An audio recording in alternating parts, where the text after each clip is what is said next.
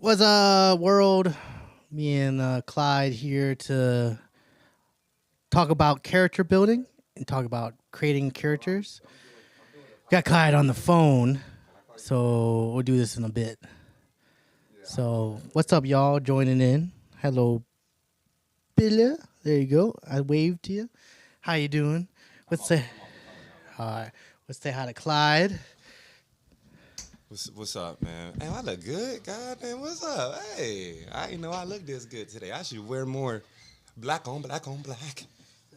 Hey, I did karaoke for the first time yesterday. I went with my aunt. You know what I'm saying? We went to the west side, did some motherfucking karaoke with my homie Emily. Karaoke is cool. I was hating on karaoke for a motherfucking real long time. I was like, karaoke some bullshit. I don't know why y'all do this. It's alright. You know, you have a couple drinks with you, you get a squad with you and shit. It's alright. I like lip syncing. I like lip sync battles. I don't like karaoke cause see karaoke. I gotta hear your dumbass voice. I don't want to do that. You know what I'm saying? I want to hear the song be sang by who the fuck sang it. But I do like lip syncing. No, I like the theatrics and shit. So that's my little 1-2 on that. Back to Matt. What song did you sing, by the way? Nigga, I sang a couple. I sang Candy by Cameo. I started with the outfield. Your Love. But I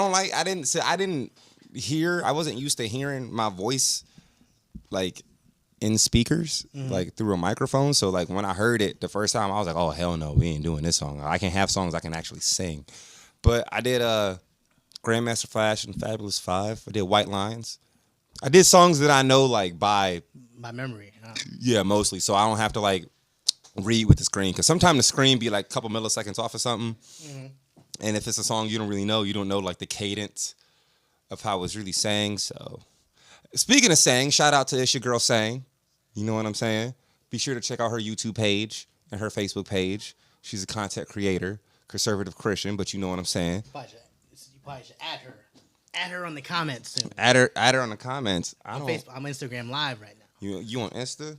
Yeah. Because we can't go on TikTok because we talked too trashy last time. They weren't having it on there. Is you on YouTube? I'm on YouTube, Facebook, Twitch, and Instagram right now. I'm on full platforms right now.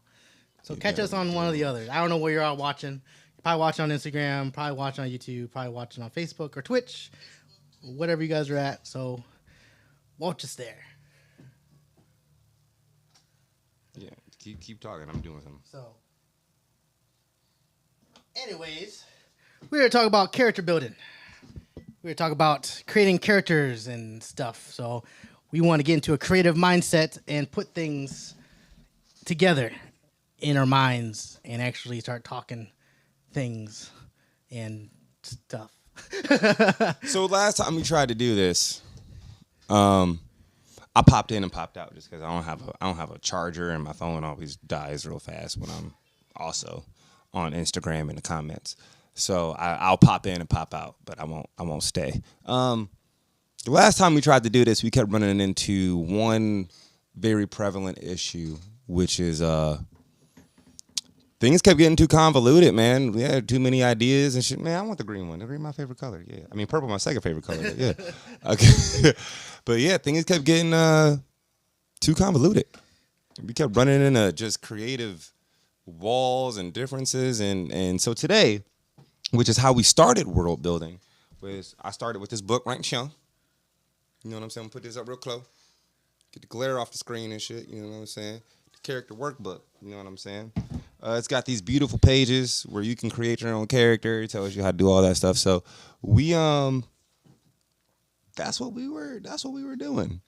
And that's how it started, but we could never get there because we were trying to create a whole world to put these characters in, and it got so convoluted, and we had to like start dumbing it down so it could be more simple and dumbing it down so it could be more simple. And it never got more simple. So today, we're just doing characters. There's no world. There's none of that. We're just going to actually make the characters. And if y'all would like to come along on this ride, this creative ride, and add any, ideas you have, but remember that any characters that we come up with are creatively controlled and owned by us via this video of proof. Don't be stealing our shit, because we're gonna fucking know. But we want to give credit to the people that are actually. If you guys join the live stream and want to talk about stuff, talk about your character ideas, join in, and we'll make sure we give you a credit if we start making a movie on it. So, Shit, you don't have the other page. What other page? Oh, and I forget to print another page. I printed these pages. I printed these pages. I only saw was minor. I had the pages I had was character, minor characters, groups. You got character. You don't have this page. Well, I was build that page. This is a whole separate. I don't have any of these pages. No. Yeah, you don't. So I don't know if you want to like. We'll start with the main. We'll start with this. You just want to start small. All right. We'll just start with this one, and then next time on part 2, we'll go to this. Right now we're doing this. I know you can't really see it, but I'm gonna show you anyway. So right now, God damn it, this light is so fucking bright. Right now we on this page. On part 2, we'll do this page.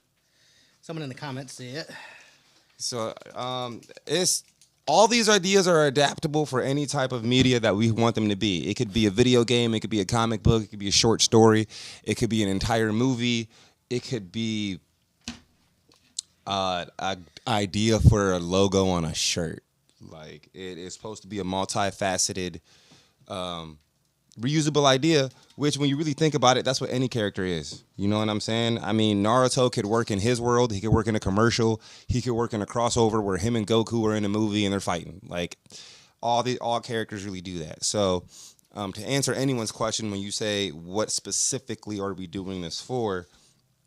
Entertainment, basically. So I guess if we just gonna jump straight into it, the current character that I have for my idea right now, we're gonna go with like superhuman abilities. I feel like there's a multitude of characters that you can actually create. There are characters that don't actually exist, so basically like not imaginable, but imaginary friends, like characters that just kind of don't exist. I don't know if you guys have ever seen the anime, a very highly acclaimed anime, Afro Samurai. But in Afro Samurai, when you get to Samuel L. Jackson's character, Ninja doesn't really like exist. It's kind of just like somebody in his mind that is supposed to be a like visual representation of what his conscience is. But when it comes down to like, can you kill Ninja? It's like, no, he's not an actual like tangible person. So there's that. There's physical characters that do exist in the real world, you know, like Harry Potter, all them people, you know, like they all fucking, well, Harry Potter doesn't exist in the real world, but in the fantasy like type shit, you have those characters. And then there are characters that do exist in the real world when you get to like serial killers and fucking John Wick. You know, those are all set in like reality type shit where they don't have like superpowers or anything. They're just like a normal person who's just a badass. So yeah, it's kind of the character I kind of want to build today. I mean, as much as I like superheroes, I want to try to build a non-superhero character as more everyday man, everyday person, everyday. He's an everyday superhero in his own way, but not like the traditional superhero where he has superpowers and all that stuff. I'm trying to figure that out right now. Okay. So we'll figure it out. So we'll start. You tell me how this worksheet works. So how do we start? It's actually a very intuitive worksheet. It goes into a lot of different stuff. There is like, so basically what the character we're starting out with is the main character. This is broke up into a subsect of main characters, secondary characters, and minor characters, which all play a part in every role. Okay? Just like you got Harry Potter, and then you got, you know, fucking Ron and Hermione, which are secondary characters, and then you have minor characters, which are people who fucking, you know, like fucking, what was his name? Neil Bottom? Numbottom? Gumbottom? Some shit like that? I don't know. Oh, I forgot. What is that? I forgot. But there's Hagrid. Yeah, like Hagrid's like, he's not like a minor character. Like minor characters only really show up for a little bit and leave. Yeah. Like they don't. The Ron brothers, the Weasley brothers. Yeah, like the Weasley brothers. You know, like they're throughout the story, but they don't really have much to do with it. It's it's not so much of a storyboard as it is so much of a introspective way for you and your audience to relate to the character through the relatability of their personality. So like if you would take an example is Game of Thrones. Some people are going to relate to Daenerys, some people are going to relate to fucking I forgot the Mad Queen's name. Damn it. But I know. It's an automatic. I know it's like it starts with a C. That's all I know. But yeah, some people are gonna relate to her. Other people are gonna relate to Peter Dinklage, who plays the midget, I bonded with him more.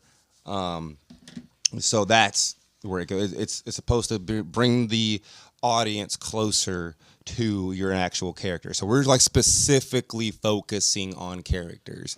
Storyboard is more when you have your characters established and you're now building your world, which is also established, and you need to artfully put the pieces of the puzzle in place to see how the story is going to flow together. That's what storyboard is more for. Yeah, well, storyboard helps also flow the story scene by scene. Yeah, it's like the other shot list. In animation, you use storyboards / shot list, and in film cinema, you use shot list and a storyboard to kind of convey two things, kind of the same thing, but one conveys the exact motion, the exact thing of the scene's gonna happen. The shot list is kind of a general idea of what the scenes might do, what the camera might do. But yeah, we're doing just specifically building characters because we always had trouble building characters. We never really got into it. We got so distracted with the world building that we never really got into like the whole character building thing. So that's where we're at. In the contents though, this is really interesting. In the contents of this page, we actually had to spend some time to work out profiles for characters. So it has different, and I would show you, but like this light is so bright and the paper is white, so it's refracting off the paper, so you can't really see it in the camera. There, we switch cameras. Oh, yeah, dude, try another camera. Switch cameras. Bam. All right. Yeah, those right there. Those are called personality types. So those are going to be all the different kind of personalities that your characters and secondary and minor characters can have. There's probably a lot more than that, but that's just a great place to start. I guess that's all they really need to see of that. You can put that down whenever you want. So what's your favorite? Your I don't know if I have a favorite, just because there's so many options on there. So I think that they just, it depends on how you feel on a certain day. You know what I'm saying? So we're supposed to start here. So the visionary defender, the commander, the thinker, logician. Oh, the idealist, the mentor, the protagonist. Wait, the giver, the protagonist is the same thing? Oh, that's interesting. Huh. I mean, I guess the giver is usually the protagonist. I think these things are all really interchangeable. You know, like you can switch these, but mostly, and they're called for those of you that actually want to do some research on it yourself when you see this and go home or whatever. It's called Myers-Briggs personality types. If you want to jot that down or give it a quick Google, you know what I'm saying? It's called Myers-Briggs personality types. And the interesting thing is when I played a very popular game called Detroit Become Human, at the end of the game, they give you basically a personality evaluation.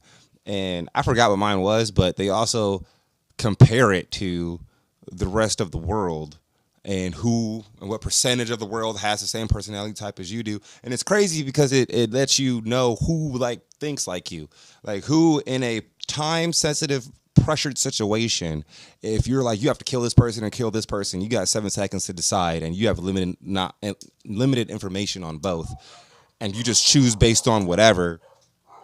It's interesting to know who out there really thinks like you at a time under pressure, because I honestly think that should be in dating algorithms. I think that should be put into when you're looking for, somebody to be with or friends or whatever. These are the type of things that you can't really change about yourself. Like, this is how you grew up and how you think. This is how your mental processes work. So just a quick little, background about that. there's multiple types, and they're all abbreviated in weird ass ways. So when you look up Myers Briggs types on your own, y'all can get into that. There's so many though. I know. I was like, this book probably doesn't have all the ones that are in there. Diverse Russo. Bold and practical experimenter, master of all kinds of tools. The adventurer, the entrepreneur, the entertainer.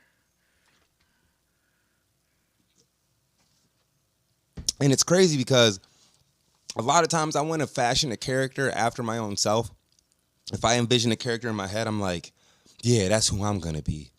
But most of the time, a character is actually the person who I like.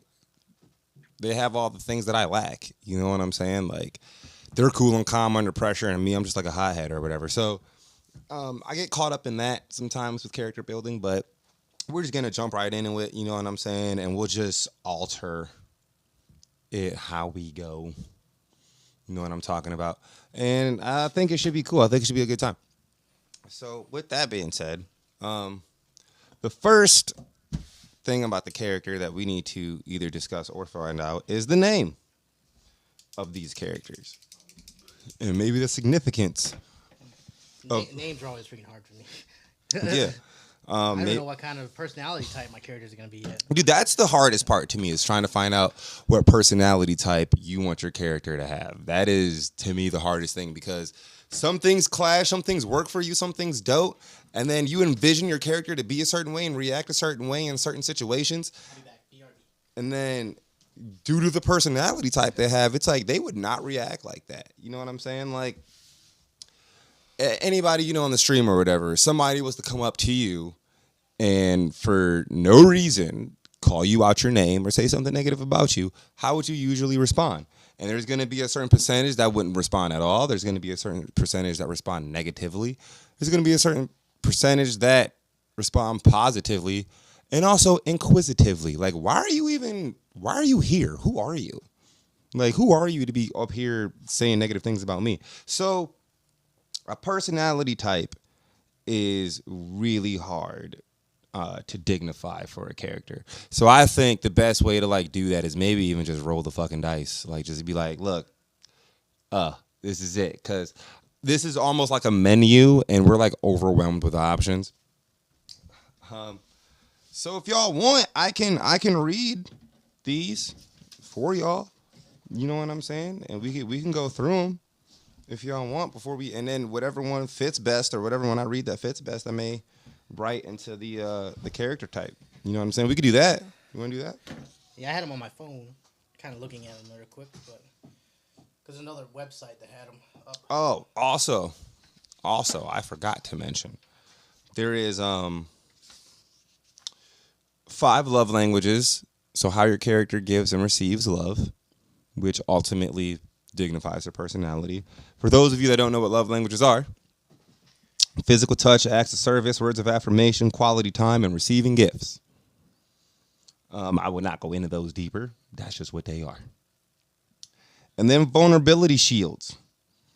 Most people have more than one shield. The vast majority of people do identify with at least one of these top shields. So these are like the top vulnerability shields that people have. And I haven't really looked into this, so I think I want to dive into this for a little bit.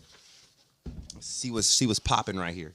So there's foreboding joy and rehearsing tragedy, which is always looking behind the door of anything good that happens so that they aren't caught off guard. Well, I can definitely relate to that. They expect bad things in order to avoid disappointment. This is the whole ass me.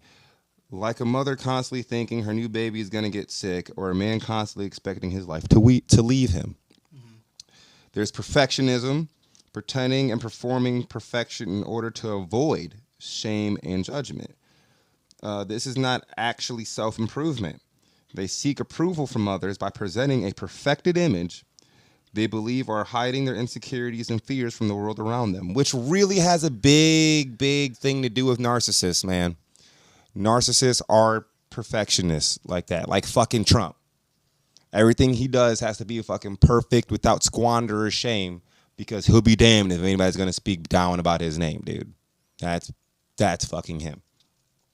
There's numbing, embracing whatever deadens the I don't know, pain. I feel like I relate to that though. I mean, Sometimes I try to be perfect. Sometimes I try to be perfect, and like be a perfect image of somebody else. Even though I'm not a narcissist about it, but it's a narcissistic quality. It doesn't mean that it doesn't pertain to other things. yeah, I'm just saying narcissists definitely have that quality. yeah. Oh yeah, yeah. There is numbing, which is embracing whatever deadens the pain and discomfort of shame. Examples include alcohol, drugs, sex, and other common, more subtle things, including busyness, overeating, overworking, and overbuying. Now, remember, the vast majority of people do identify with at least one of these, but most people have more than one.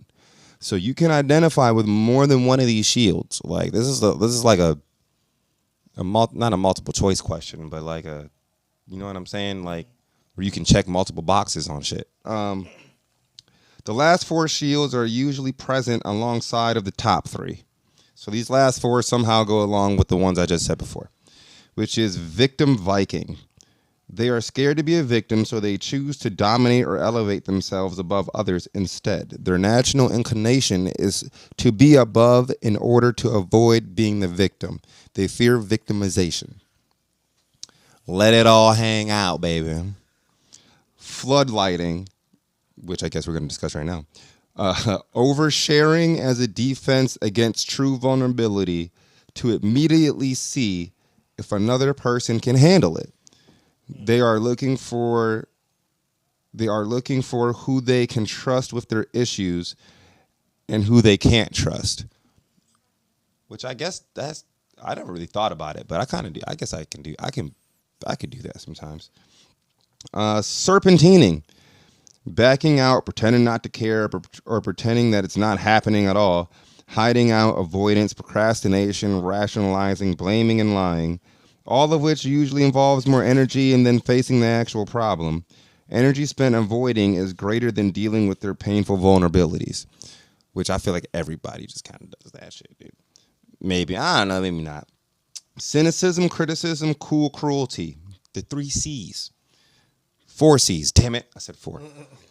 Used as a weapon, they move attention away from vulnerabilities and toward coolness. Examples include humor, making fun of others. Examples include smart aleck commentary, gossiping, snarkiness, dark humor, and making fun of others. They think enthusiasm and engagement are signs of gullibility, and they try to distract and deceive those around them instead of facing their real vulnerabilities. Now, what's the rule of this book? Because we have to pick one, or we can't even pick many? Well, the vulnerability shields you can pick many of. I mean, you can pick. I mean, you got freedom and creativity here. Like you can pick. I feel like there's a rule. It has to be a rule. You only can pick. Nah, man. Most people have primary love language, but they identify with other languages as well. Okay, so it's a rule up there that says you can identify with it as well. Okay. Well, you're talking about love languages. We were talking about vulnerability shields. We're down here. Because most people have more than one shield. The vast majority of people identify with at least one of these. At least one. Okay, so one vulnerability and many loves. No, man. It's many of all. Kinda. Like there isn't. This is creativity. This is personality. This is knowing. This is like more so knowing the mind of people. And with people, there really aren't rules, man. There are some people that are made to break rules. There are some people that are made to take them. And this perfectionism is kind of me, though. That kind of draws me. I mean, you just did it right there. Yeah. You know what I'm saying? Oh, there's got to be rules to it. No, there doesn't. Nah. Yeah. All right. My shield was like, wow, shame and judgment. Man, you're shame. Yeah, but I feel like sometimes I do things to seek approval from others a lot. Because my eyesight. So I'm always trying to go above and beyond to prove people that I can do it. Like, hey, I can do this. Don't say I can't do it. I'm going to do it. And I'm going to prove you wrong kind of thing. It's like it's kind of feels like that a little bit. Yeah. And you think that's from your eyesight, or is that just a part of who you are as a person without the eyesight at all? I think it's just without the if I didn't have the eyesight, I probably wouldn't act like that. But if I with my eyesight, I act like it. I act like the perfect. I try to be perfect, like I can do it kind of thing. But unless I'm more as a victim, you think that's more victim Viking? They be scared to be a victim, so they choose to dominate. That's yeah. Well, like they said, those 4 shields can be present alongside of the top 3. See, that's what I'm saying. There's no rules to it. You know what I'm saying? So they straight up just said, Victim Viking can definitely be connected to perfectionism. Those two could go along. They can coexist right next to each other very easily. You know what I'm saying? It's because that you're scared to be a victim, so you choose to dominate and elevate themselves above others, which is like, no, I can do this no matter what. That leads you to being a perfectionist and trying to avoid shame or judgment. Because if they don't do it, then you feel like that's shameful. Yeah. Well, the reason why I brought that up is because I think most of us write characters that reflect ourselves. And I know I do. I know a lot of my characters reflect me in some way, shape, or form. So now I know. Now I can put words to it. I can actually put traits to them, and actually pull those out a little bit. Because I didn't know the wording. I was just saying like this happens because of this happens. This because of this happens. But now I know because of this personality trait. I kind of figured it out now. Okay, I like that. So I mean, and honestly, I don't think we have to go through this character sheet in order. You know, we can just start with what we know and talk and fill in the blanks later. Really. Okay. So we can definitely do that. So let's get into physical features. Physical features is more direct. It's not so opinionated. You know what I'm saying? So when it goes to a physical description, like, what's your character's body type? Is he short, fat, tall, skinny? That's the issue too. I'm an overthinker. So we live in this PC world. We have to identify as our characters more fat? Do we have to? Yes, it's a physical description. It's how you look. If you look fat, then you look fat. Like, that's not. Like whams are skinny. Then you're skinny. If you're more of an athletic build, handicap. Yeah, if you in a physical body type, well, you could be fat in a wheelchair. You could be skinny in a wheelchair. Yeah. But that's also physical description that you're disabled. Oh, he's shaming those kind of people though. If you start building those kind of. There's no shame in the actual context. There's only shame in the meaning that people bring it. There's no shame in being fat. I'm not fat shaming. I'm not saying being fat is a bad thing, but I'm saying if you look fat, that's how you look. No, I'm saying if you don't, let's say we have a fat person as a character. Okay. Are we representing them correctly? What does that even mean? As we create the character. What does that even mean? So we're talking about straight physical description right now. So don't go anywhere else. But I'm thinking their character traits and personality. No, we're talking physically description. If your child saw this character and you said, who was it? What do they look like? What is your child going to say? Someone he looks up to. Like, no, nigga. If you went to the market and they said, I got this toy from so-and-so. Who's so-and-so? Jimmy. I don't know who the fuck Jimmy is. What does Jimmy look like? Well, he's a bigger person. He's fat. Yeah, he's going to do that, yeah. That's going to be a physical... I was thinking about movies for some reason. No, that's going to be a physical description. That's all it is. Yeah. If a cop tells you who broke in your house and you saw a skinny black dude run away, you're going to be like, it was a skinny black dude. You're not about to sit here and be like, oh, it was a petite African-American male. No. Like, you go tell him who it was. You know what I'm saying? Yeah.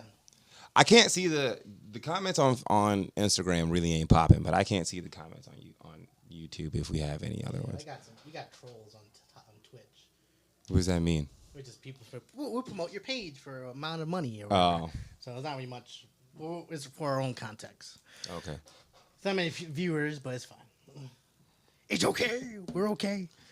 All right, so Mike, I'm gonna make a.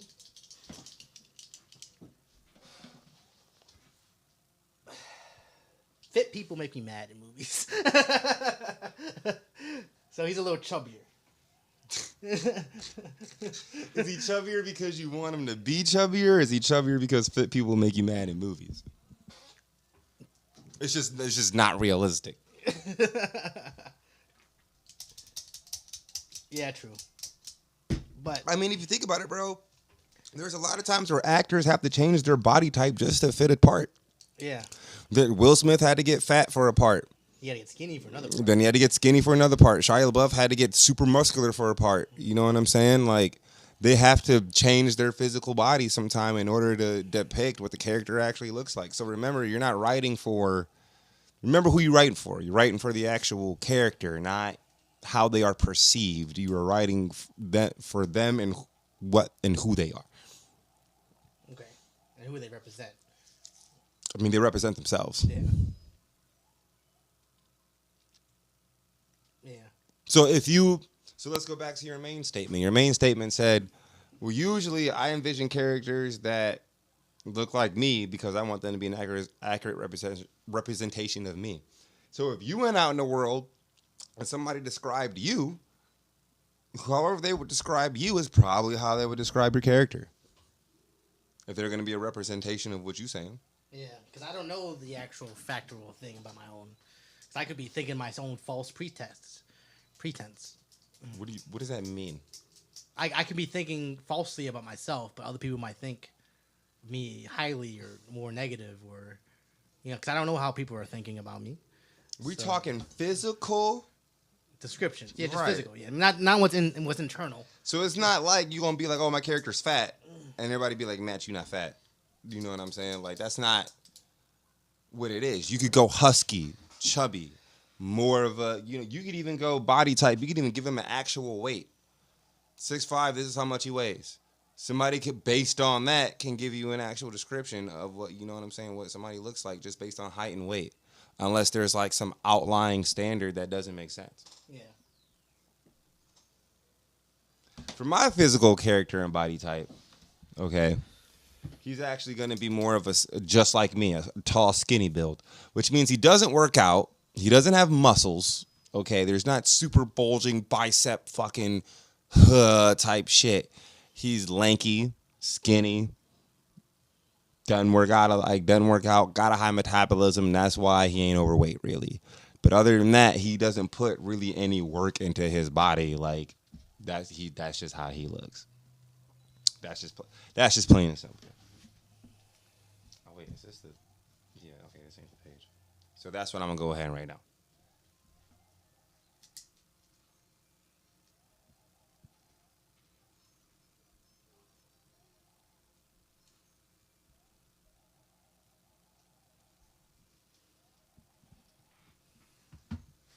Skinny.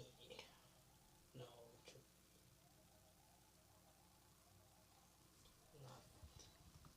So I put lanky, skinny, tall.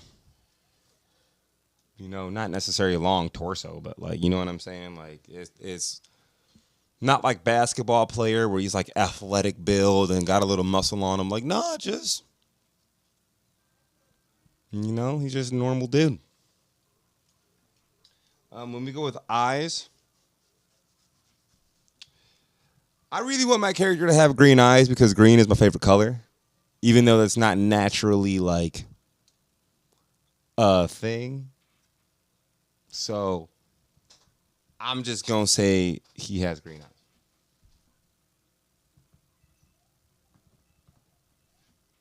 Ooh, white eyes would be cool too. Or like gray, like silverish gray. Maybe I should have went with silver. I kind of like silverish gray. Facial expression. What's my neutral facial expression? If I just stare at you. Oh, so that's not. I don't. Is that what it means as facial expression? They're neutral. I don't feel like how you just stared at me is your neutral facial.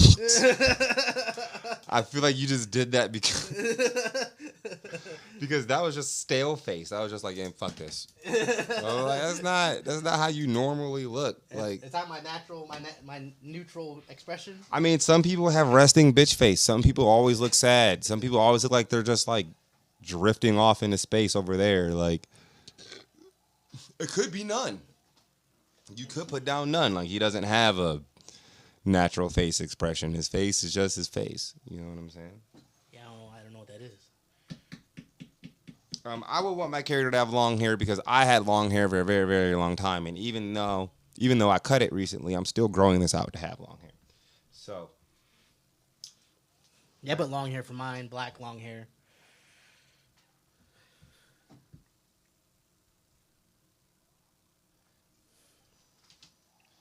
skin and put African American. You know what I'm saying?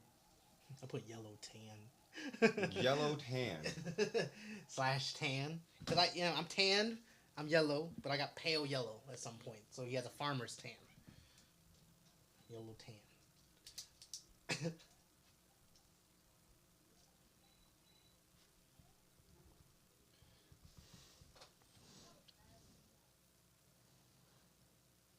I kind of, for facial expression, I really want to put morbid. Just like always, just like, man, Meh. like,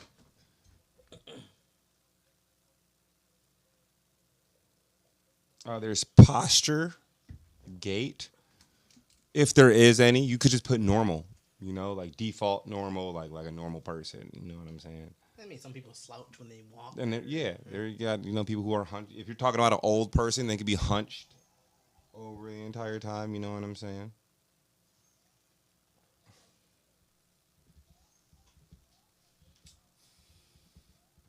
Posture, I'm just gonna put default. I should put not confident. Like, he has a not confident walk. Something like that. Well, that's just, I'm talking about posture. Gait is walk. Yeah. That's what they mean by gait. Yeah. Gait, I'll just put long strides because I am tall. Grooming, I'm not gonna put unkempt, but like, I don't know. I don't like medium kempt. I guess something like that.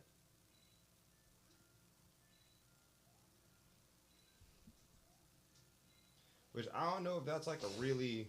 I don't know if that's a thing.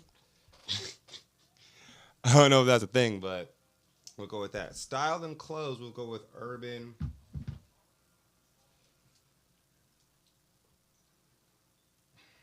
See, there's urban, but like, I want it to be also like a special type Eastern. Oh shit! No, I should have put Western. Western ninja vibe. What I mean by Western ninja vibe. Hold on. And modern. So what I mean by Western ninja vibe and modern is like more not like an actual ninja where he's got like all black with everything tight. You know what I'm saying? Just like they're more snug, tight fitting clothes. More like there's more like flowy stuff coming off of him. I'm gonna write that down actually.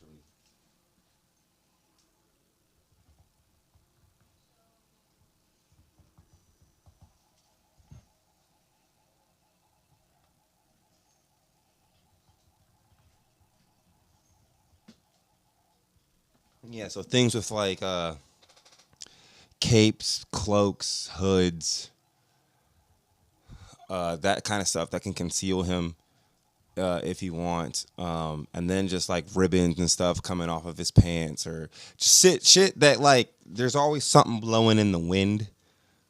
You know what I'm saying? And that's actually how I dress. I mean, not like every day, but if I wanted to play this character, if I wanted to be super cool or something shit like that, like I would have like ribbons and tassels and shit like flowing off of me with like a hood on and with some tight pants and shit and some tennis shoes, some high ankle sneakers, Okay. to be exact. And then any distinctive, health. That's a good health. All right, yeah. I just say good. I just say good health, no cancer, nothing. Just regular old good health. You ain't got no diseases or nothing. You know what I'm saying? You cool. I'm at catchphrase right now. I'm trying to figure out what I slang phrase that he might say. Well, now you didn't moved on. You didn't speech Yeah. and communications. Any distinctive features, like any cuts across his face, missing an eye, I don't know, missing teeth, fucking. I see all my characters blind in some way, so glasses, blind. What's a distinctive? That's probably just something distinctive you want to write down.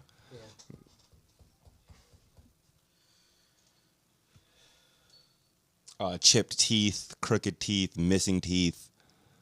I could put gauges on my character, you know.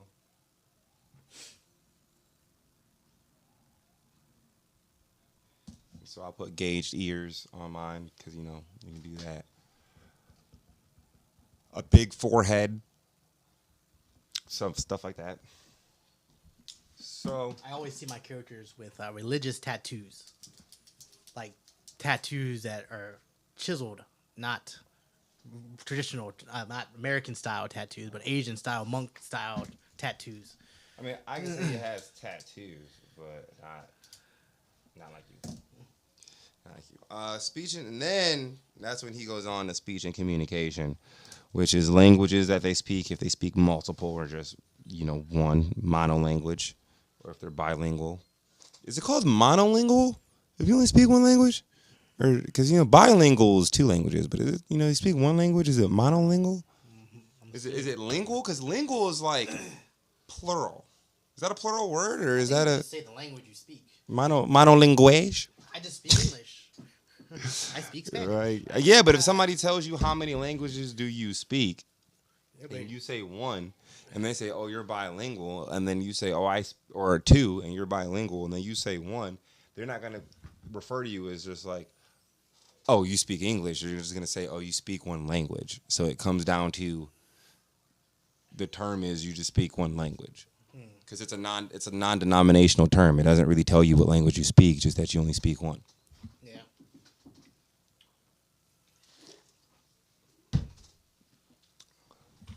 So yeah, I would say actually maybe there's two. I would say yeah, I'm gonna do my bilingual. But the second one is like ghost language. So there's like a language that ghosts talk in that like cuz he has to understand he understands things from the other side. So there's kind of like a language that like ghosts talk in which isn't normal. So just like when we watched that movie, Everything All at Once, Everywhere, Everything, right? They didn't necessarily have. Well, they were bilingual in that movie, yeah. But also the language of trying to get the power from their life was also a different language on its own. Like them having to do something random in order to unlock an ability was kind of its own language in its own. Not that they were speaking a different language, but they were doing things that didn't make any fucking sense. So it was to the point that it was a different language. You know what I'm saying? Like, eat this hot pepper and spit it in the dog's mouth. Like, what? What? You know what I'm saying? But it was more of like a behavioral thing than like an actual like talked thing. But that's where this kind of like goes. You know what I'm saying? Like, it's like in order to cross over into the other side, he has to understand that he has to mix this with this, and it's like almost its own like language in a sort.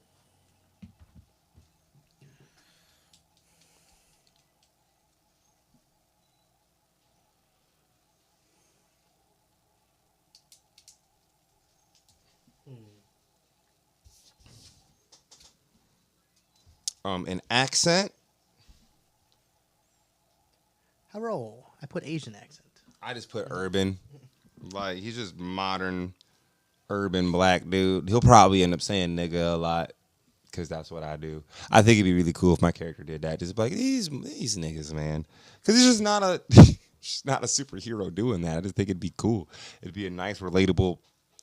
If a superhero saved my life and he started using the N-word, I would feel way more comfortable. If he was like, not if he was black, just, if he was comfortable using that word, you know what I'm saying? If he was like, look, where I've been saying it, like, fuck it, I'm not gonna stop. I'd be like, oh, and I say it too. So now I can relate to him more than somebody who's not gonna say the N-word. With an A, not the hard ER. Okay? No one likes the hard ER. That's just racist. So let's clear that up real quick. But let's say not Peter Parker Spider-Man, but Miles Morales saves me off a building, and I'm like, hey, bro, like so what you doing later tonight, nigga? Man, I don't know. These niggas tripping. I would accept that from him. Like, like he lives in New York City, and he's black and Hispanic. I would accept that from him. I think Miles Morales would have put his white voice on because he wouldn't want people to know he's black. I feel like if he did that, it would give him away. He's like, "Oh, you're black."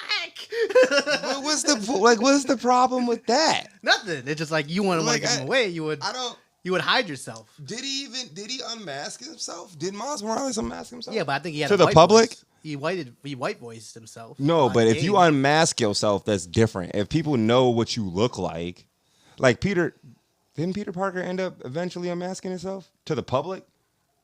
Or who the fuck did that? Or was that just Iron Man or something? That was Peter Parker. That was in No Way Home, yes. Yeah.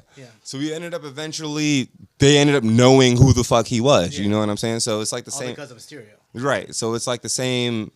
And then they have to change everybody's memory. And that's how, okay, I remember how that movie went now. Okay, I remember how the movie went. But if people knew Miles Morales was black, you know what I'm saying? Even if he didn't have his white voice, if they were like, oh, thanks for saving me. Hey, man, no problem. But shit. You take that left on second and go to third, you pass them chimichangas, you let me know, holla. Like, I'm going to be like, yo, you. Like, Spider-Man, you should, yeah. Like, you, Miles, you. Hey, black suit Spider-Man, are you black under there too, bruh? Like, come on, man.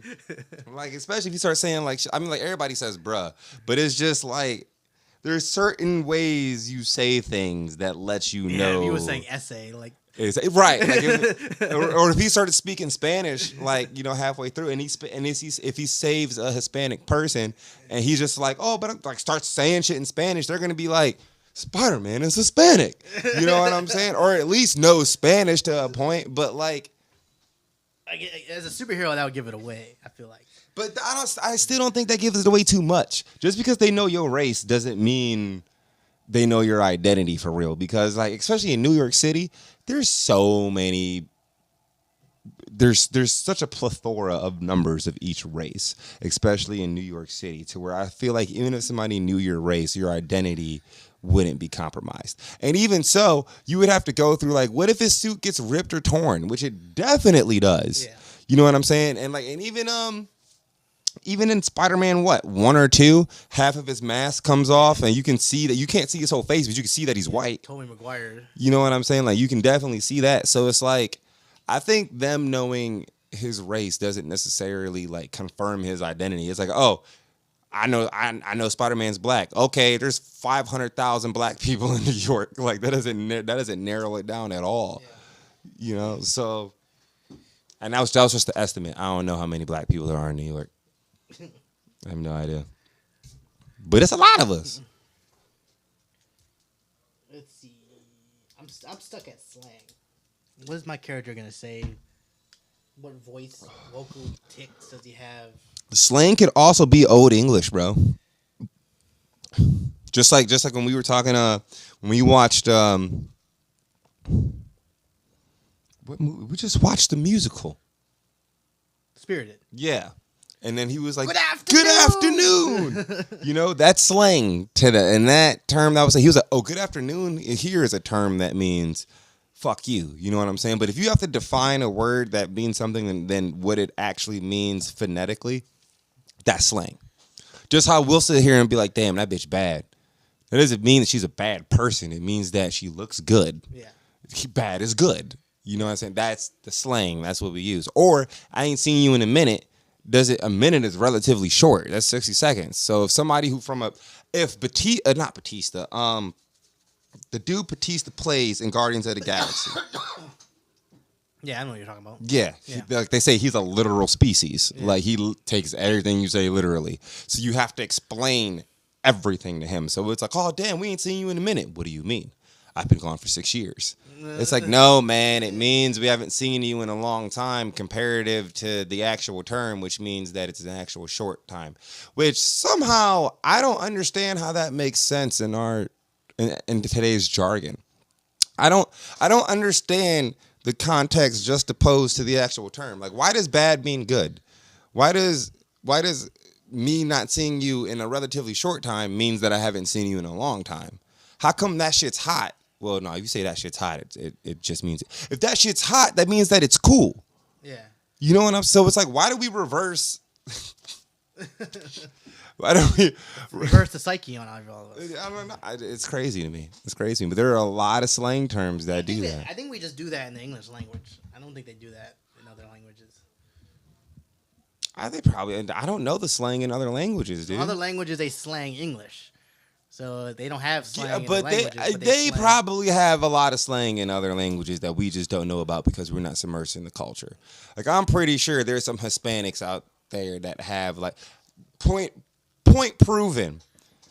Well, fuck, they're English, so I can't really say that because they're not in another language. But when the English spoke Cockney, they was really supposed to be in code for things. So a lot of times, like, even if you're in like organized crime, which if you're in gangs or some shit, there's things means other shit that it doesn't usually mean. Yeah. As a thing to talking in code. Just like in England when they say like, oh, it's in the boot of the car. And you're like, fucking what? You know what I'm saying? Like, it's in the trunk because that's where you put your boots. But it doesn't. To us, that don't read. You know what I'm saying? Like, you would be like, I don't know what the fuck you're talking about. So I think every culture probably has its own slang word. Because words can just be made up. Words are a part. Slang is a part of culture. Yeah. That's a part of your surroundings and where you grew up in and shit. So I would feel like, yeah, they have slang. They have slang in other Yeah. countries. How we doing on the comments? We still getting trolled or we got actual people? Yeah, I'm trolled. Okay. It's fine though. It's on the record though. We're still live. We're going for an hour. All right, we haven't even finished the sheet. I've barely filled out this fucking sheet. Pitch and timber. I'm gonna go with deep. You want to invite people to the podcast? And maybe like deep or smooth, I guess. Like I don't literacy level. I want to say advanced. Yeah, that's fine. I just said high, just higher than an 8th grade level. My literacy, my actual literacy level is advanced. And if y'all want to believe me, y'all could check my goddamn OGT scores. Fuck y'all. I placed in I placed in advanced placement, bro. They were like, "Yo, he understands words. We know that shit." Handwriting. Yeah, SAT and ACT scores count. No. What's up, big boy? I found like mommy's favorite game. My mom. Oh yeah, put that away. Yep. I don't know why it's in my room. Well, because it's in there to play. But when it says slang and phrases, I don't know. Like, you want me to write them all? Like, I don't know. That sounds. That's a long list. Like, I can't fit all that in that box. I just said modern for now. Just modern slang, modern aneurysms. Because no one talks in the 80s or 90s anymore. Everybody talks in their own. I put that he says nigga a lot. I'm just like, yo, man, that's what my character does. Like, he says nigga. He's like, man, these niggas, bro. Like, or whatever maybe in that world, whatever that world is comparable to. That's what he says. Vocal tics or mannerisms. I put mannerisms. Because I have a lot of mannerisms. What? Everybody says I have mannerisms. I've never heard that. Things I say that only Matt would say. Like let's fist them? No, that's... No? That's not one of them? Because I feel like it is. Hass is one. Hass. That became... Hass. Everybody started saying that shit. I don't really know what to put for eye contact. Like, yes, there's contact. Like, yes, there's not. Like, I'm going to put default. Yes and no. He has default eye contact, meaning, I mean, he'll look at you sometimes. I guess you could have a character that just never looks at anybody in the face. Like, I'm not looking at you. Gestures. Many or high, meaning he uses his hands and shit. And there can be people who don't gesture at all. They just fucking keep their hands in their pockets. Sense of humor, I'm going to put high or good. Funny ass dude. Probably plays some tricks. Does he show or hide emotions? Now, this one, this is a good question. Because really, it's both. Yeah, you do both. I do both. But I do mostly. It's like an 80-20. But given the character's disposition, I could see that if he was in his human form, yeah, that he could show emotion a whole lot. But also giving the fact that he's embodying powers of a ghost. I don't think ghosts probably show emotion a whole lot, to be honest. Like, that's the only thing they can show. Mm-hmm. You know, like, I don't think you can have an emotionless ghost, or else it wouldn't have like a purpose. You know what I'm saying? Like what's the purpose of haunting me if you're not gonna have an emotion behind it? You know what I'm saying? If you are being haunted, I guess. I guess it depends on how ghostly. Is he a very energetic ghost? Well, some ghosts are really pissed off. That's the ones that want to kill you. Like, they're like pissed off, but that's showing emotion to me. That's not you just being completely apathetic. Yeah. You know, so which I want to make my character that. I want to make him just like not care about a whole lot of shit. But, and this is where I come to tassels in a tussle with myself, because I would present myself as really being a really apathetic person. Like, I don't care about a lot of shit. Like, I'll sit here and just not give a fuck. But at the same time, I'm still a highly emotional person. Like, so it's both. You can sit here and be like, abortion is wrong, we're murdering kids. And I'll straight up tell you, well, there's too many people in the world anyway, fuck them. And not care about what you think, you know what I'm saying? But at the same time, somebody down the street could be like, yo, you're a bitch, and I'll pop off. You know what I'm obviously showing emotion. It's like, how do you care about one thing and not the other? So I feel like there's really a more so of a high degree on both. It just depends on what the situation is. I'm gonna write that. Yeah. What is your character's lying telltale sign? He lies about life, I guess. I lie about life a lot, sometimes, to make myself feel better. Okay, I've done that. Yeah. So I watched a movie the other day, and it gave me the idea to create, not specifically this character, but a character where he just like blatantly lies, like all the time, like not about anything important, just about like little shit. So she's like, it's like in the movie, she's like, "Do you still smoke?" And he's like, "No." And then the next scene, he's smoking a cigarette. But my character would be like, "Yeah, you ain't smoking the cigarettes no more, are you?" "Nah, man, I quit that shit." And literally, like, right after you say it, just lights one up. And you're just like, what the fuck, dude? Like, what? You know, or like later, maybe not initially, but later they're around the same person, and maybe it's like an hour later, and he's like smoking, and she's like, you just told me you quit that. Doesn't even like acknowledge that she knows he just lied about this shit. It's like he lies to her all the time so that like she never really knows if he is telling the truth. This is a separate character, not mine. But I thought that would be a good like premise for a character. You know what I'm saying? Because you never know, like, you don't know what the fuck to believe. Like, this dude lies to you all the fucking time. You know, sometimes it's the truth, sometimes it's not. Like, but you don't know until it just fucking happens. Yeah. Well, the character I'm writing, he's a liar.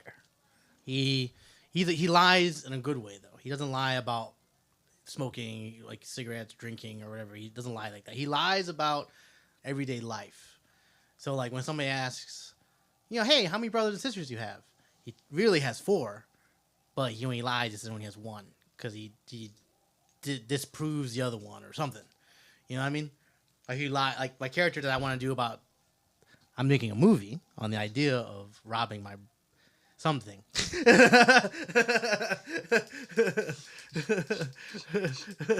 robbing something. Right. Right.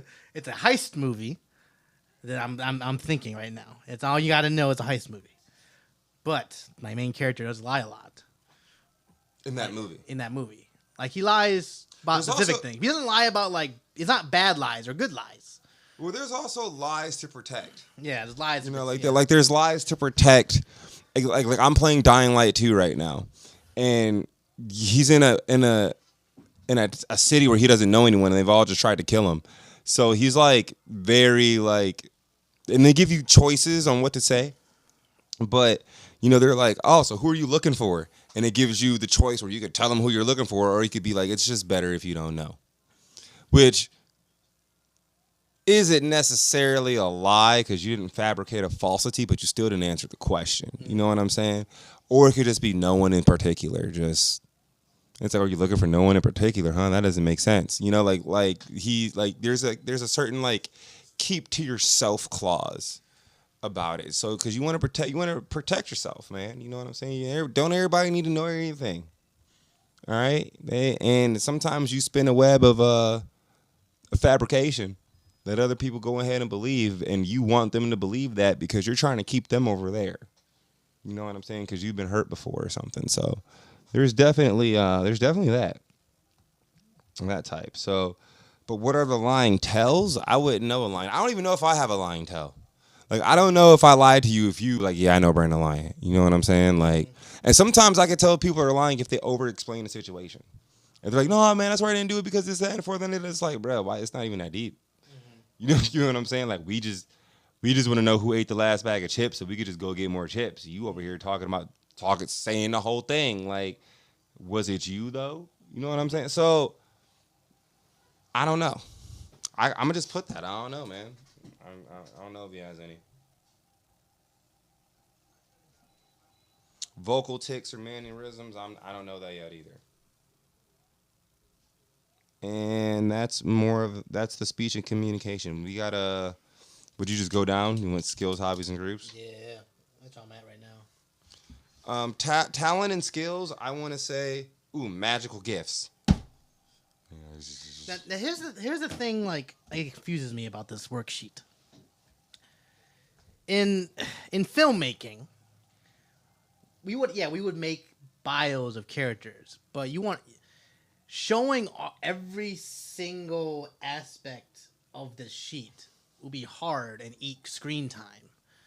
So, like, what is the most important? I'm assuming the most important is the bottom, right?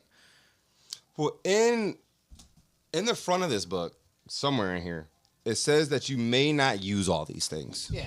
It says you can skip parts of this. Like some of these can just like not apply to you or whatever. So like I said, this is a As long as you have very a general idea of what your character is. Right.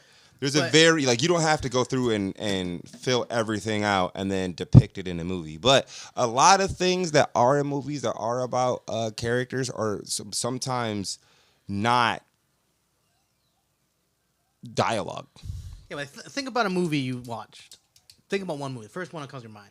What was the main character's hobbies? Shia LaBeouf in Transformers had a hobby of collecting cars. He liked old school cars. Mm-hmm. I just, when you say think of a random movie, Shia LaBeouf comes to mind because I love Shia LaBeouf. So that's, there's a lot, other ones include smoking, drinking alcohol, doing drugs. Those are hobbies. Some people are, and really it's like you start to, then it's like, all right, well, now you start talking about addictions. But are addictions hobbies? You know what I'm saying? Mm-hmm. A lot of characters have a workshop. Yeah. Well, one of my favorite, movies, you've seen Super 8, right? Yeah, is that where the train crashed? Yeah. The monster and stuff. I only saw it once, so I'm not, super, I don't remember it all like that, But I really like that movie. But, the kids were movie makers. Yeah, they were hobbies and then things that they wanted to do. So that was very blatantly part of the story. They wanted to make movies, which I liked about that. So the reason I'm going for that is do certain things on this list have to entail on the story? Like for example, in Super 8, the kids' hobbies were making movies, so that's part of the story. It had to be incorporated in the story because they were hunting for the monster, the creature, with their movie camera the whole time. So A lot of no, because if you remember in Spider-Man, Spider-Man's hobby was tech. He was a scientist. He liked tech. He liked gadgets. He liked inventing things. That's why him and Dr. Doc Ock, they had a whole fucking bond. Just he offered him a job and everything. That his role in school after that, what his hobby was he was an inventor. yeah. He Well, but the old Spider-Man, the Tobey Maguire Spider-Man, his was writing. His was writing, yeah. But he wanted to be a journalist. But photographer. You want to be a photographer. exactly, yeah. That's another hobby. But the politically correct Spider-Man was a tinkerer. He liked to create gadgets and fucking synthesize this with this and find like that. Spider-Man was fucking smart. You know what I'm saying? So that was his hobby though. That didn't. And a lot of times our hobbies do kind of define who we are. Like my hobby is extreme sports. I like skating, snowboarding, like adrenaline rushes and shit. That defines who I am because really that's kind of how I live my life. I live it. Go out, just go do it. No research, no nothing. Just sheets to the wind and figure out, and maybe hopefully you land and you coast away. If not, get up and do it again. You know what I'm saying? So that kind of does define who I am. But there are tinkerers and shit like that. There are also other people who are more inquisitive. You know what I'm saying? They're more speech driven. I just watched a movie called Bad Words that had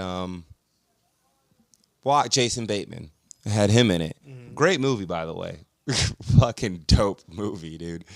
And he like joins a spelling bee to get back at his dad. But all the kids that are there, their hobby is they like spelling words. You know what I'm saying? And it's not like any of that is said about these characters. It's just where they're at. It's what's going on. It's what they're doing. Even in Ant-Man, he was a scientist. The Hulk, he was a scientist. Tony Stark was a great inventor. Hobbies that defined them as a character. Fucking Captain America, he was just a soldier. He wasn't a tinkerer or a gadget inventor or anything, but he was I guess a natural born leader. You know what I'm saying?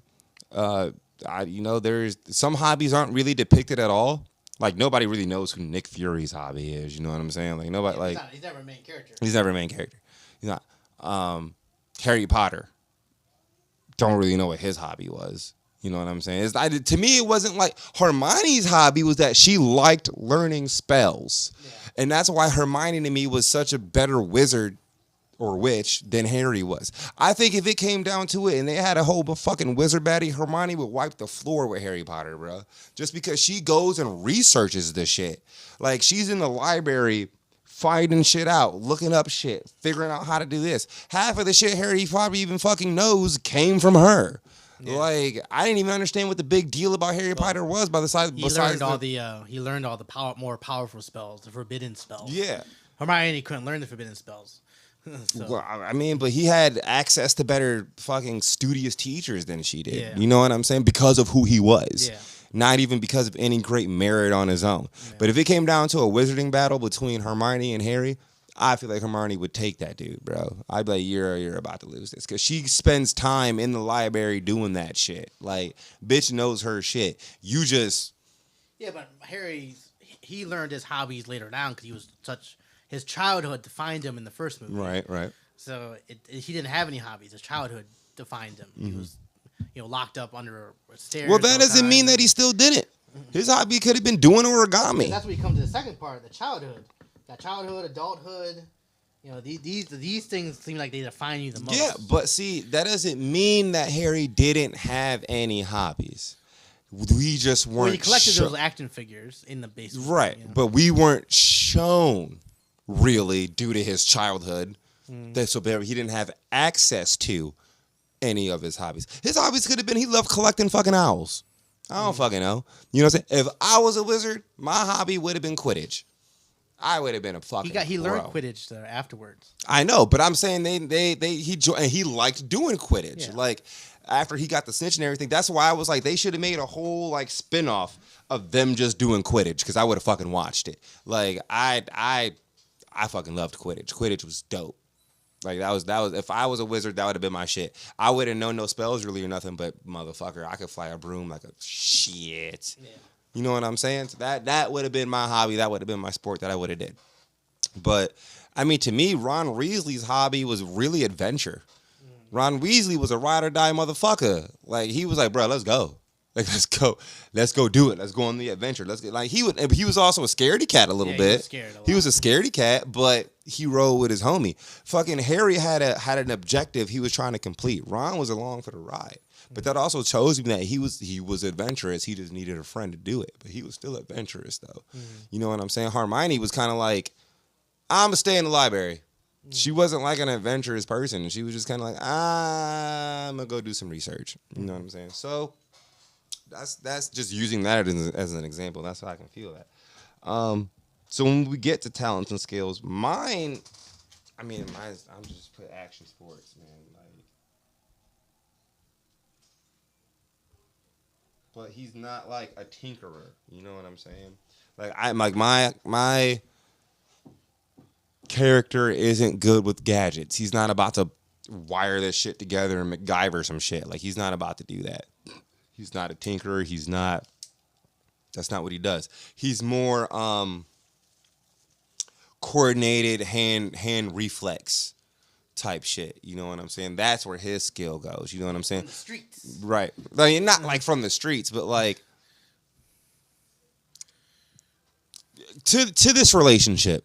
In Static Shock, you had Static, and then you had Richie.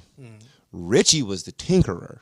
Yeah. Richie would take a screwdriver, fix some shit, do some shit up, and then give it to Static, and then Static could do what it has to do. You know what I'm saying? So that's where that is. Same relationship with Sonic and Tails. You know what I'm saying? Like Sonic was more of the like, I'm going to just go do the action part. That's what I'm good at. And Tails was like, well, I'm going to make these gadgets to help you out. And you can test them in the field. I'm not a field type nigga. I don't do that. You know, I'll just follow your lead. So that was where that goes. Yeah, but Virgil, he had the street. He still lived. He still had the street mentality though. He had that reflex that he learned from the streets. I mean, so did Sonic. Yeah. So it kind of gives him his. What do you say is his special? We're at. Well, you're not a magical gift yet. Not a magical gift. But his magical gift was obviously electricity later down the road, but he still had. He was street smarts. Right. Yeah, he was street smart. Right. He was still urban, street smarts. I don't necessarily know in Static Shock if he was popular in high school.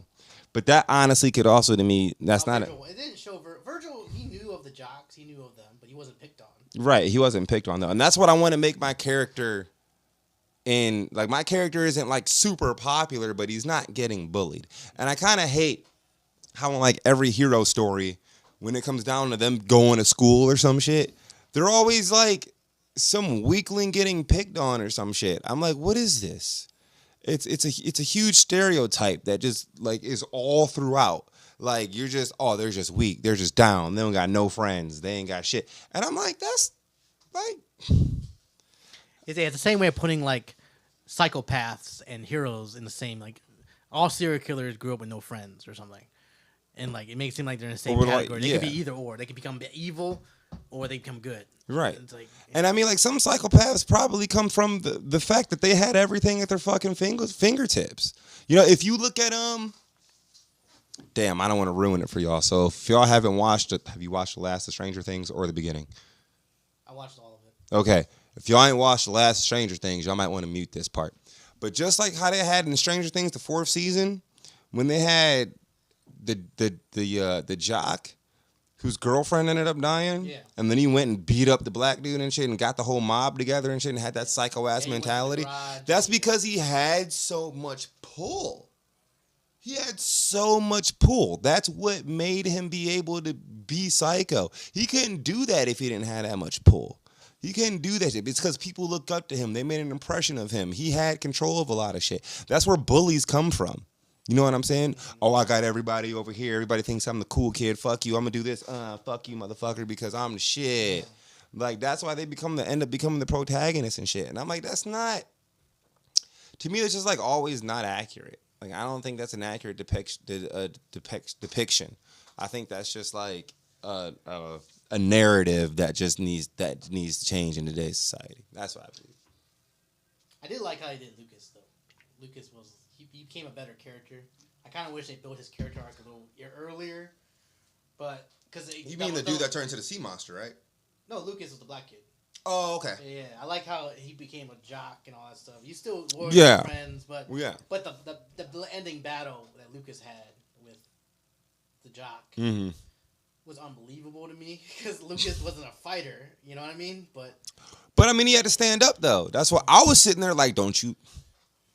I was like, God, realize the time period this was shot in. Okay, I was like, don't you let this white motherfucker whoop your ass, bruh. I was like, don't you let him whoop your ass like that, bruh. I was like, come on, P. I was like, you gonna have to fight. But yeah, he was not a fighter. He was not raised a fighter. He was raised a nerd with the dorks, and like he ain't. Yeah. It's not like he took some karate class and became the shit. You know what I'm saying? So I feel you. Whereas the jock, I mean, maybe he had to fight, but he definitely took a wrestling class. Like he was definitely probably like a wrestler in high school. So he had skills on him that Lucas did not have. Yeah, You know what I'm that's saying? what I'm saying. Like I don't know if that fight was believable or not as their character traits, but yeah.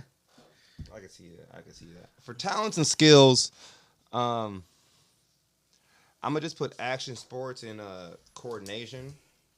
Like he ain't clumsy. To be honest, I don't even think I have that many talents and skills. Like me myself as a person, I don't believe I have that. Like, what skills do I possess? Like, what talents do I possess besides like being funny? You were a drum player. You played the drums, guitar. I can I dance. play guitar, but you can do that. You can add some of the drums in there. You can add some I'm gonna add dancing. dancing, comedy as a skill. If you want I don't know if being funny is a skill.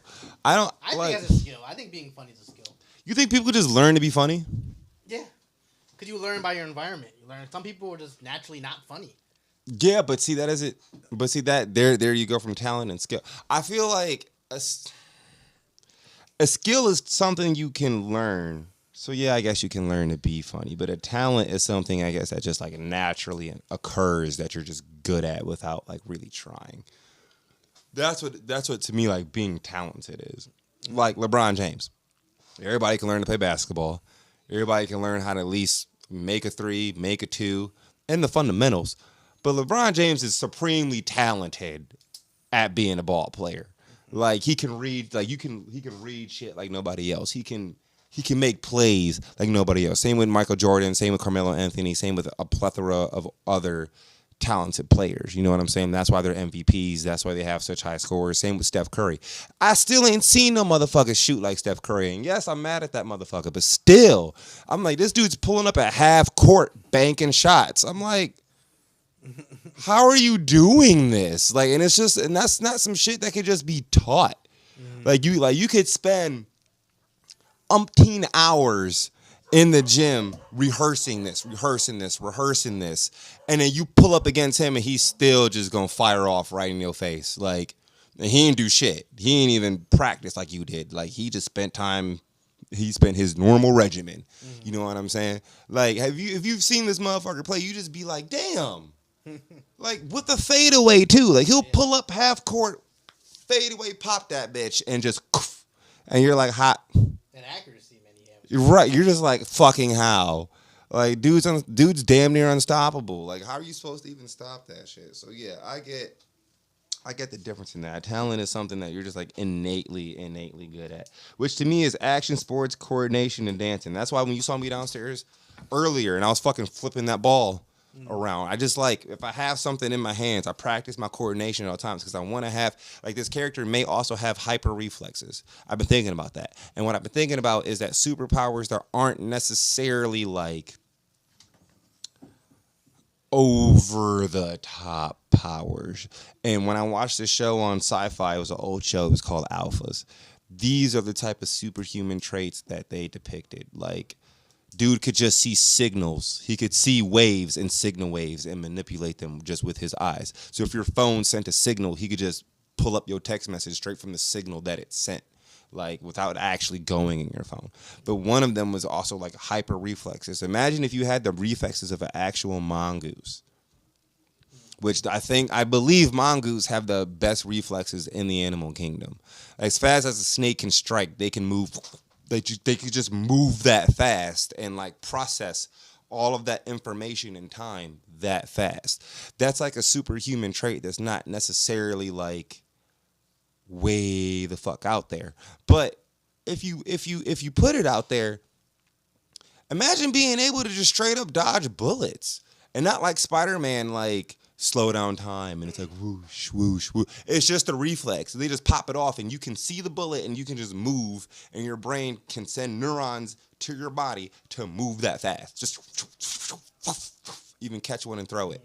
And monks practice that shit. Like they do. That's how they catch flies with fucking chopsticks. Yeah.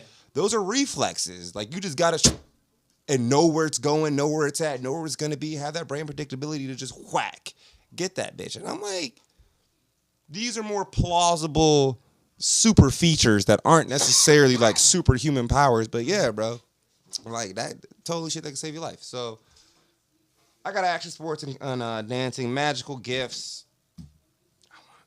Are we talking as a human? Well, if we're talking the whole character, okay. Mine is none. I have none on mine because he has no magical gifts. Unless you count as talking your way out of situations as a gift. A silver tongue, maybe one. Silver tongue.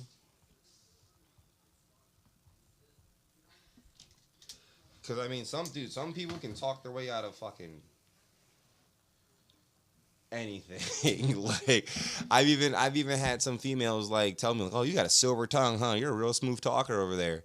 And I'm like, what the fuck are y'all talking about? You know what I'm saying? But that's a gift that's, like, some people can't talk to women like that. Yeah. You know what I'm saying? Some people can't come up with the type of shit you do. So that's definitely, that could be a magical gift. I don't know what they're specifying in this worksheet as a magical gift. I don't know if it's like actual magic or something that you perceive to be magic because not a lot of people can do it.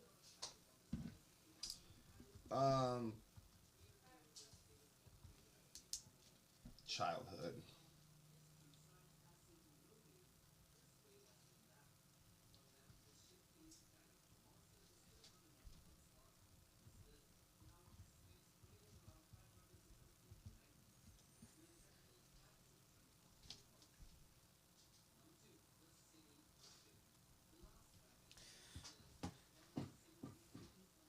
I feel like memories is the hardest one here.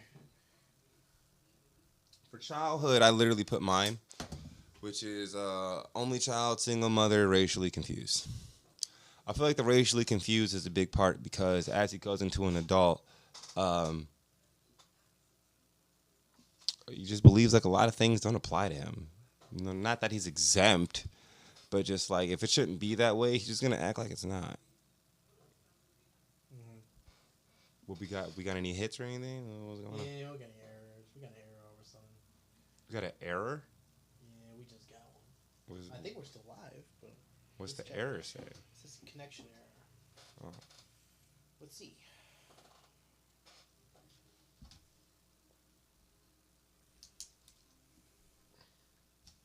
We're still alive.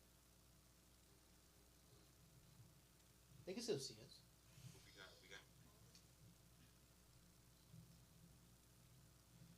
Alright. Let's see. Anyone want to get on this chat?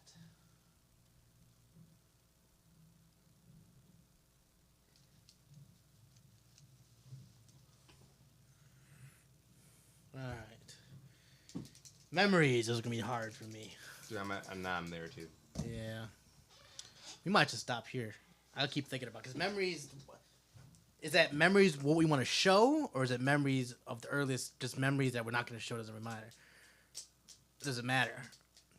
Earliest memory could be from birth. Is he going to remember his birth? Or earliest memory is...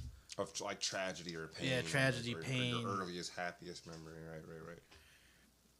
Well, it has happiest, saddest, scariest, and the earliest. So it goes through all of them. Mm-hmm. So it could be the earliest memory, and then the saddest, and then I guess earliest may encompass all of that because then it goes memories. It says earliest, then we go from saddest to happiest to scariest.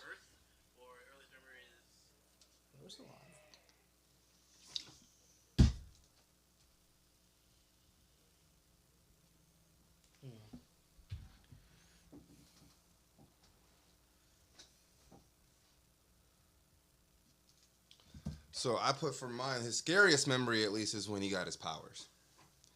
I'm gonna put that as his scariest memory because what this character has to go through in order to get these ghost powers, I do want it to be like mentally insane. Like I want it to be some shit for him, and it needs to be like mentally like taxing, traumatizing, and therefore very scary. You know. It's a cliche though. They have that. They have a hero come from tragedy, and it's like I didn't say he came from tragedy. I said the scariest memory is when he got his powers, which he wasn't born with these powers.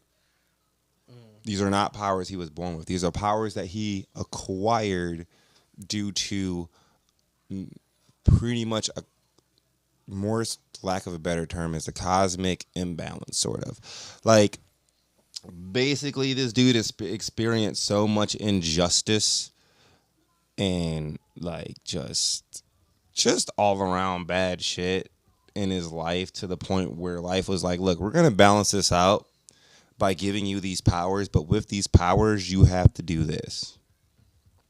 Kind of like, if anybody saw Moon Knight and knows the lore out of that, and you know that Moon Knight's necessarily a warrior of the Egyptian god of Moon, it's kind of sort of like that. Like this dude's powers kind of come from death because he was so close to death through mental trauma that death kind of took pity on him and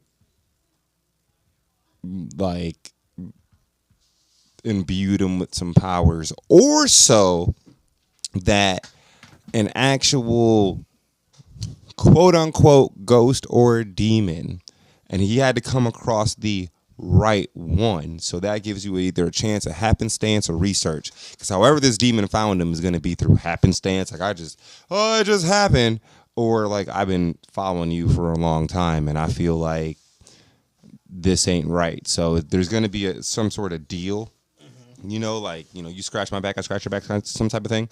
Kind of like how God of War was born out of hate to destroy the gods. It's kind of like how he gets created. Like he was born out of rage to fight the power that be pretty much. And there's also a certain rebelliousness with his character that will be depicted in later times. But yeah, basically this character like bows down to no one.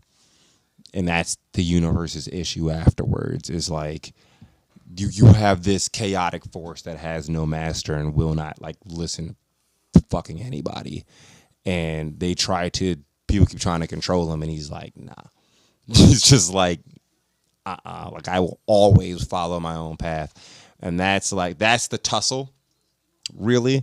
Even in the spiritual world and the real world, that's the tussle, is that how do you control something that's damn near uncontrollable? You know what I'm saying? And usually with love, which we go through that, you know what I'm saying?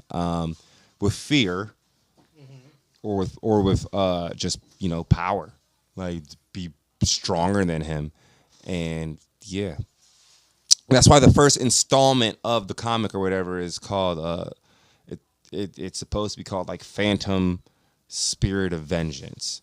And the first like spirit that he gets imbued with is vengeance. And like he's like, I'm gonna get you motherfuckers back, dude. Like I'm gonna tip the scales back to my favor because karma just ain't fucking doing it. And it's like, and it goes. And then after vengeance, he has to then fight vengeance like itself, like the actual deity of vengeance itself. He has to conquer because it tries to consume him and then make it his. So then his spirit of rebelliousness is like, oh no, we're not fucking doing that. Like, no, and then vengeance is like, I lend you my power and then you turn it against me. You dare betray me. I'm the spirit of It's a whole thing. It's a whole thing. I ain't like flushed it out yet, but it's a whole thing.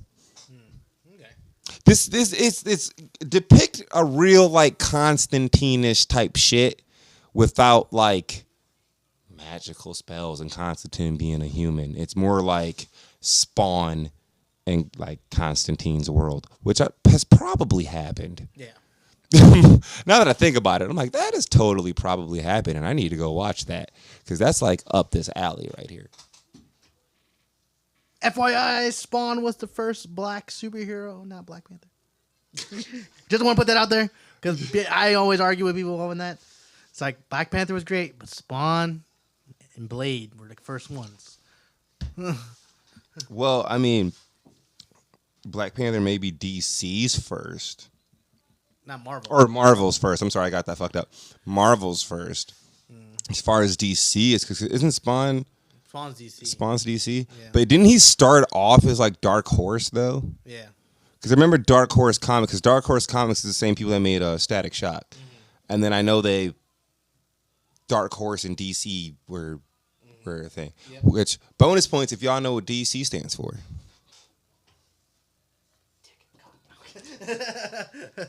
Oh yeah, Dick and Cock Comics. That's what it stands for. Actually, I may even put this character really like in the realm of Spawn. Like he may like either befriend and or fight this nigga. I'm being whole ass. I'm like, cause I need to watch more Spawn shit. I need to watch more of Spawn. But Well, here's yeah. a hint for those who don't know what DC stands for. Something related to Batman. Who is Batman? He is the what? I ain't saying shit. Just leave it at that, bro. Leave it at that. Just leave it at that. We also have not filled out the top half of this worksheet. We really just got to the bottom half. Memory is the happiest and saddest and the earliest. I'm gonna leave that blank for now, just because. I wrote mine because I'm going for, not going like I'm going for more like a down to earth character. Mine is the earliest memory we're gonna show is the father's death. Saddest memories when the mother gets sick. Happiest memory when he gets a girlfriend and having times with a girlfriend. Memories haven't decided what memory that is, but it's with his girlfriend. And the scariest was when he lost his eyesight. So I want to put that in there somehow. Or when he almost dies. Probably that one too.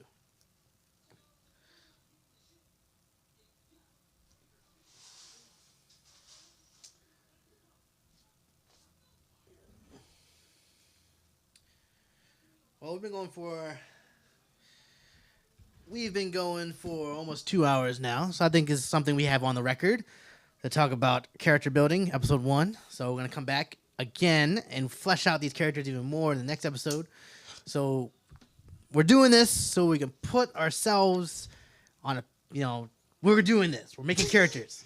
We're not going to just say it. You finished that last thought, but okay. What's the word I'm looking for?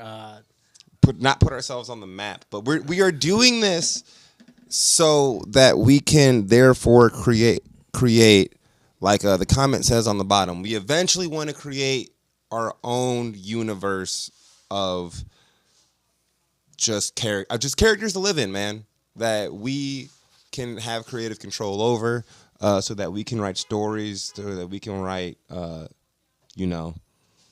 works of fiction, and be really creative with it, and really have a putting where our money, our mouth is. yeah, kind of. But we also really want to have a real communicative voice in it. So I think what I thought was so originally cool about this idea was that at any point in time that you see anything depicted in front of you that's like mainstream media, so give it like Marvel, DC, any kind of comic, it's always made by a group of people sitting in a room with a whole bunch of bullshit, and they're just like jotting down ideas. But never does the actual public and or readers have a say in what goes on and what happens. So it's going to be more so of when we have steady characters and content that we'll get to that part where it's going to be, here's a scenario.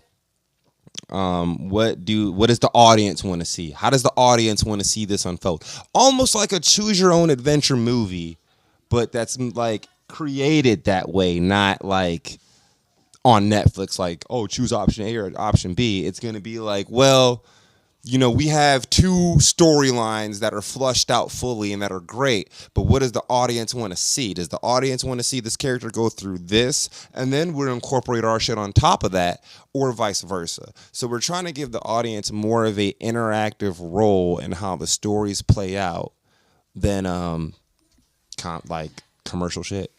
That's where I want to go with it, at least. All right. Well, we'll leave it at that. Thanks for watching, y'all. We'll catch you on the flip side. And peace. Peace. And